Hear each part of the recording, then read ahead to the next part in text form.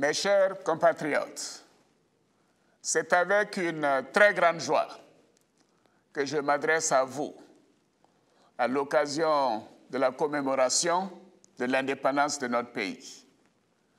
Cette célébration est un moment d'intense émotion pour toute la nation, car elle rappelle les valeurs et les symboles que nous ont légués les pères fondateurs de notre pays. Ces valeurs et ces symboles sont pour nous tous un repère pour assurer de meilleures conditions de vie à chaque Ivoirienne et à chaque Ivoirien, ainsi que pour la stabilité et la prospérité de notre grand pays. Je suis heureux de constater que ces dernières années ont été marquées par des progrès significatifs dans de nombreux domaines.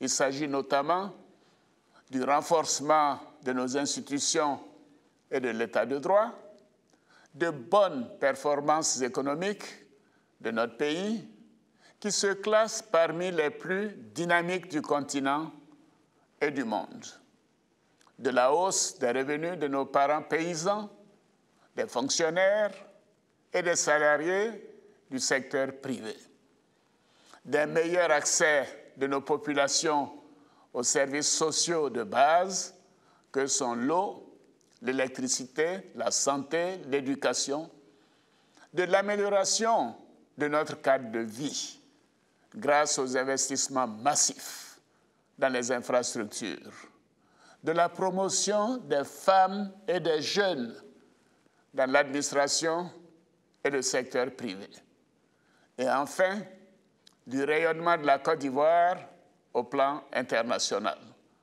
Je tiens à féliciter toutes les forces vives de la nation qui ont œuvré pour nous permettre d'obtenir ces résultats impressionnants qui témoignent des progrès constatés dans notre pays. Je sais qu'il nous reste encore de nombreux défis à relever, comme nous le rappellent notamment les récentes pénuries d'eau dans certaines localités de notre pays, ainsi que les inondations du mois de juin dernier qui ont occasionné de nombreuses victimes pour lesquelles j'ai une pensée en ce jour. Je m'engage à maintenir le cap. Je serai toujours à votre écoute pour continuer d'améliorer vos conditions de vie. Afin de consolider notre dynamique, notamment pour les générations futures, nous continuerons sans relâche à promouvoir la bonne gouvernance et à intensifier la lutte contre la corruption. Par ailleurs, j'ai bien noté que vous nous demandez d'accentuer nos efforts en ce qui concerne le social et la lutte contre la cherté de la vie. J'ai donc instruit le gouvernement afin qu'il renforce davantage notre programme social dès le mois de septembre. Mes chers compatriotes, chers frères, chères sœurs, chers jeunes, la fête de l'indépendance est aussi l'occasion de revisiter le pacte social qui existe entre tous les Ivoiriens. Nous devons œuvrer pour préserver les symboles et les enseignements que nous avons reçus en héritage. L'union, la discipline et le travail, notre devise nationale, le vivre ensemble, la tolérance et la fraternité, notre credo. Les crises des 2 dernières décennies nous ont montré que rompre ce pacte met en danger la cohésion sociale et la nation elle-même. Les conséquences de la crise post-électorale que notre pays a connue en 2010-2011 en sont un témoignage dramatique. Mon devoir, en tant que président de tous les Ivoiriens, soucieux du respect des droits de chaque citoyen, est de garantir l'union de tous les fils et toutes les filles de notre chère Côte d'Ivoire. C'est pourquoi, parallèlement aux actions de justice, nous avons mis en place dès 2011 la Commission Dialogue, Vérité et Réconciliation, la CDVR, la Commission spéciale d'enquête, aussi en 2011, puis la Commission nationale pour la réconciliation et l'indemnisation des victimes, la CONARIV, en 2015. J'ai engagé toutes ces initiatives dans le but de faire éclater la vérité, d'apporter le réconfort de la nation aux victimes et de guérir notre pays de cette tragique crise sans déroger au respect de la loi. Mes chers compatriotes, mon rôle en tant que président de la République est aussi d'être continuellement à votre écoute, de trouver les voies et moyens de renforcer la cohésion nationale et de parachever l'œuvre de réconciliation. À ce propos, j'ai pris bonne note de vos suggestions et de vos attentes. J'ai cependant déploré que notre dynamique de réconciliation ait été plusieurs fois contrariée par des attaques contre les symboles de l'État et particulièrement contre les forces de défense et de sécurité qui font un travail remarquable. En effet, ma responsabilité est aussi de garantir la sécurité de tous les Ivoiriens. C'est pourquoi j'ai pris le temps de la réflexion. C'est ainsi que j'avais annoncé le 11 juillet dernier, lors du premier Conseil des ministres du nouveau gouvernement, que je vous donnerai des indications précises sur mes ambitions pour rassembler la nation, à l'occasion de mon adresse de ce 6 août 2018. Chers frères, chères sœurs, chers jeunes, le père de la nation, le président Félix Houphouët-Boigny, disait qu'il n'y a pas de sacrifice trop grand pour la paix. C'est pourquoi, en raison de mon attachement à la paix et à une réconciliation vraie, j'ai procédé ce lundi 6 août 2018 à la signature d'une ordonnance portant amnistie. Cette amnistie bénéficiera à environ 800 de nos concitoyens, poursuivis ou condamnés pour des infractions en lien avec la crise post-électorale de 2010 ou des infractions contre la sûreté de l'État commises après le 21 mai 2011, date de ma prestation de serment en qualité de président de la République. Cependant, une soixantaine de militaires et de membres de groupes armés ayant commis des crimes de sang ne seront pas concernés. Je voudrais préciser que sur les 800 personnes concernées par cette amnistie, environ 500 sont déjà en liberté provisoire ou en exil et verront leur condamnation pénale effacée. De ce fait, il sera mis fin aux poursuites à leur encontre. Il en sera de même pour les 300 autres personnes détenues qui seront libérées prochainement. Au nombre de celles-ci figurent notamment Madame Simone Eivé Babo, Messieurs Lida Kwasi, Assoa Adou, Suleiman Kamaraté, dit Soul to Soul. Il s'agit là d'une mesure de clémence de la nation entière envers ses filles et ses fils. J'invite donc tous les bénéficiaires de cette amnistie à faire en sorte que notre pays ne revive plus jamais de tels événements et ne sombre plus jamais dans la violence. Nous devons tous prendre conscience de l'extrême nécessité d'installer de façon définitive une société de responsabilité où chaque citoyen doit répondre de ses actes. À tous nos concitoyens, particulièrement ceux qui ont payé un lourd tribut lors de ces événements douloureux, je leur demande de bien vouloir accepter de pardonner. Je voudrais leur dire qu'ils continueront de bénéficier d'une attention particulière de l'État. Je leur demande aussi de s'inscrire résolument dans la dynamique de la réconciliation nationale. Nous avons une précieuse richesse commune à préserver.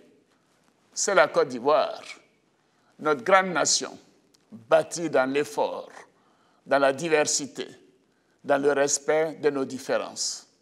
Mais nous avons également une responsabilité collective, celle de réaliser l'union de tous les enfants de notre chère patrie. L'union est une nécessité pour notre avenir commun. Elle est une exigence qui transcende les ambitions et les intérêts individuels.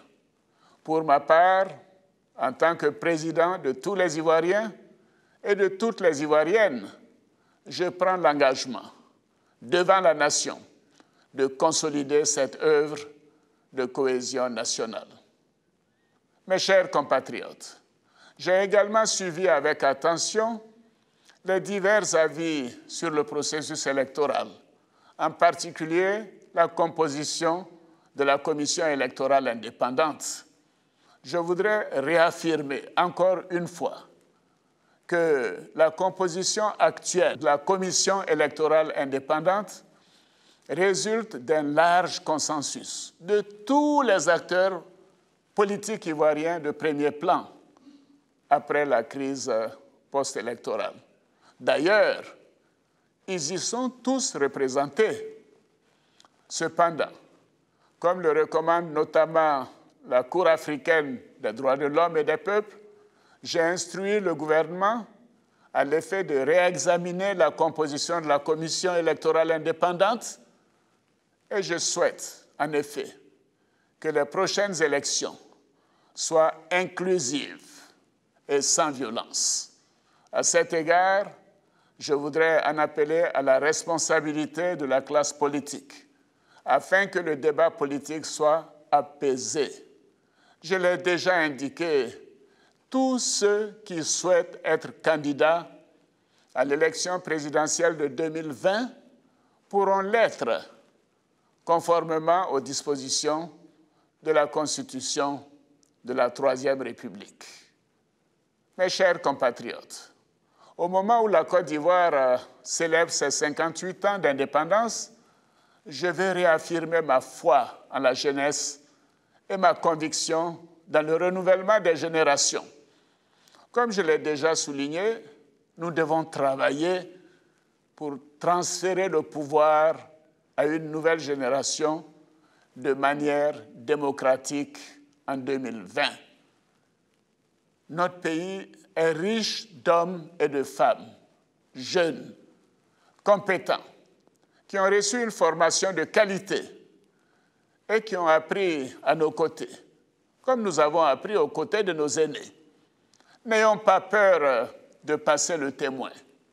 Faisons confiance à nos jeunes, tout comme nos aînés nous ont accordé leur confiance. Chers frères, chères sœurs, déjà le 15 janvier 1962, le président Félix Houphouët-Boigny disait ceci, et je cite, « Dans cette Côte d'Ivoire, où est si vive la conscience de la responsabilité de génération en génération, la fierté veut que chacun de nous laisse à la génération future davantage qu'il n'a reçu.